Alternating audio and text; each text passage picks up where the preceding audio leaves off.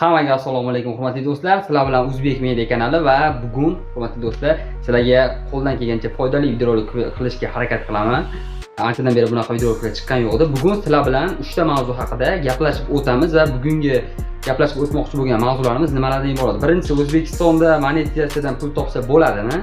Bu birinchi mavzuyimiz. Ikkinchi mavzuyimiz, Amerika kanalidan pul topish osonmi va uchinchi mavzuyimiz Instagramda pul topish haqida bo'ladi. Men qo'ldan kelgancha hammasi improvizatsiya, bu yerda ya'ni hech qanaqangi tayyorgarlik yo'q. Shunchaki o'zimning bilimlarimni sizlarga ulashmoqchiman. Kimga qiziq bo'lsa, videorolikni oxirigacha tomosha qilsin. Videorolikni boshlashdan oldin bo'lsa, sizdan bir donagina like va kanalga agar obuna bo'lmagan bo'lsangiz, obuna bo'lishingizni so'rab qolaman. Demak, biz videorolikni boshladik. Demak, bizning birinchi mavzuyimiz O'zbekistonda monetizatsiyadan pul topsa bo'ladimi degan mavzu. Hurmatli do'stlar, agar meni anchadan beri kuzatib kelayotgan odamlar bo'ladigan bo'lsa, ichingizda xabaringlar bor. Men YouTubedan pul yechganman. Meni monetizatsiyasi yongan kanallarning borligidan sizlarning ayrimlarning xabaringlar bo'lishi mumkin va demak, bugungi mavzu doirasida gaplashadigan bo'lsak, O'zbekistonda monetizatsiyadan pul topsa bo'ladimi? Topsa bo'ladi, faqatgina sizga to'layotgan pul, ya'ni bitta kanalning monetizatsiyasini yopdik va u kanaldan sizga to'lanayotgan pul aslida O'zbekistondan emas, o'sha chet davlatdagi monetizatsiyasi bor kanallardan to'lanayotgan bo'ladi. Va shuni hisobiga ham uni ustiga baribir ko'proq protsenti O'zbekistondan tomosha qilganligi sababli sizga umum darajada siz o'ylaganchalik katta pul kelmaydi.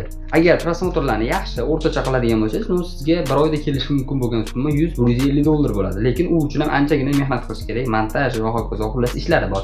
Endi qanaqa qilib kattaroq pul yechish mumkin deydigan bo'lsak, birdan bir yo'li shunaqa taktika qilishingiz kerakki, siz prosmotrlar katta bo'lishi kerak yoki-da nima desa bo'ladi? Videolar soni ko'p bo'lishi kerak. Haftasiga deylik, ya'ni 7 kun yoki 6 kun.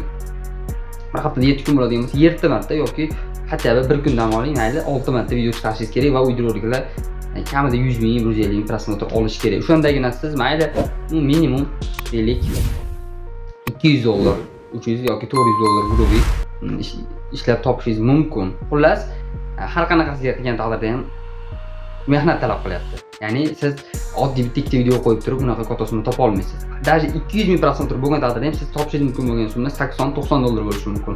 Lekin 200 ming prosmotrni qilishni o'zi emas. 200 ming prosmotr bitta videodan bo'lishi kerak va u rekomendatsiyaga chiqqan bo'lishi kerak.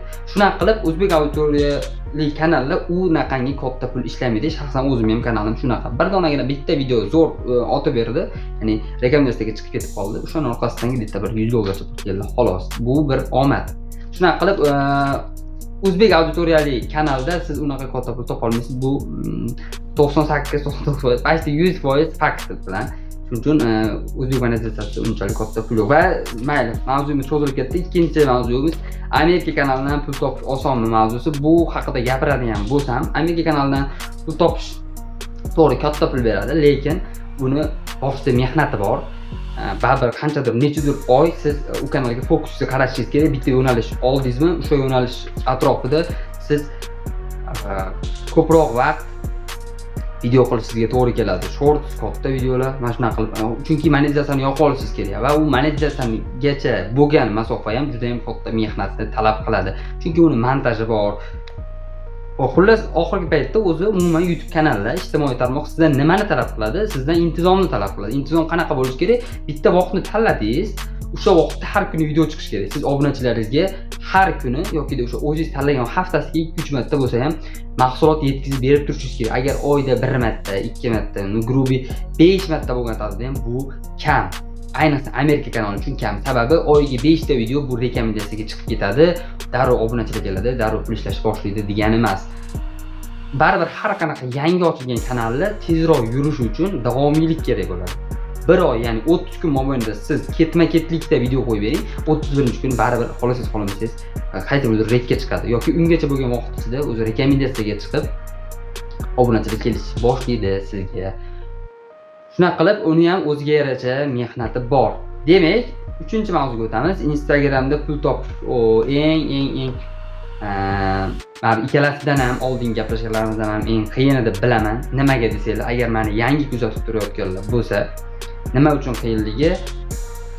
Instagramda baribir monetizatsiya balki mavjuddir, lekin unchalik ham rivojlangani yo'q. Lekin men mavjud emas deb hisoblayman. Endi uni mashaqqatli tarafi shundan iboratki, Instagramda pul baribir tashqi reklamadan olinadi. Ya'ni sizni kontentingizni orasidagi reklamadan yoki nimadir reklama qilib berganingiz hisobiga olinadi. Endi bunaqa reklama tushish uchun siz o'zingizning akkauntingizni professional, ya'ni maksimal tarzda professional yuritishingiz kerak. U yerda baribir SMMchi ishlash kerak yoki o'zingiz shu darajada, ya'ni bilsangiz, dizayn bu qilishni bilsangiz, fokus qaratib, obloshka, kontentli ketma-ketligi, kontentni qancha prosmotr olishi, layklar olishi, mana shularni zo'r qilib berishingiz kerak. Ana o'shandagina siz obunachilar ko'p bo'lsa, akkaunt sifatliroq taxlangan bo'lsa, o'shandagina reklama tushishi mumkin sizga. Baribir monetizatsiya uchun men YouTube'ni yaxshi deb hisoblayman. Sababi Instagramda konkurent kuchli bo'lgani sababli sizdan boshqa, ya'ni sizdan oldinda ketayotgan, sizdan prosmotri ko'p blogerlarga ularga o'zi reklama taklif qilib bo'linadi. Ya'ni sizga kelmoqchi bo'lgan reklama ularga ketib qolib bo'ladi. Balki siz yo'nalishingiz qanaqadir qaysidir sohalarga aloqador bo'lsa, o'sha sohadan sizga reklama tushishi mumkin. Lekin agarda reklama tushgan taqdirda ham siz narxingizni aytdingiz, aytganingizdan keyin ular xo'p rozi bo'ldi, siz qo'ygan video u darajada e'tibor tortmasa, ya'ni reklama berayotgan odamga hech qanaqasiga unchalik katta foyda olib kelmasa, baribir ular sizga aloqaga chiqib shuni aytadi: "Sen mana buncha narx aytganding, biz senga kelishilgan summani berdik, lekin bizga hech qanaqasiga odam kelmadi." Ya'ni siz reklama qilganingizdan keyin kafolatdan berishingiz kerak qanchadir protsent odam ularga telefon qilishiga. Xullas shunaqa. YouTube'da bo'lsa unaqa narsa shart emas. YouTube'ga mahsulotni joylaysiz, agar haqiqatda sifatli bo'lsa, ko'p prosmotr bo'lsa bo'ldi, YouTube sizga pul tashib beradi. Shuning uchun men YouTube'ni o'zim uchun yaxshi, ideal ishlash uchun qulay deb bilaman. Men shuning uchun YouTube'ni tanlaganman. Instagram nima uchun zo'r? Instagram taralish uchun, o'z face'ni tarqatish uchun udobniy deb hisoblayman. Lekin Instagram ham yaxshi, uni ham bir chiroyli qilib yurgizsa bo'ladi. Shunaqa gaplar, hurmatli do'stlar. Bugungi mavzuyimiz qisqacha bo'ldi. Hop, bizda mana 6 minut, 7 minut videorolik bo'libdi.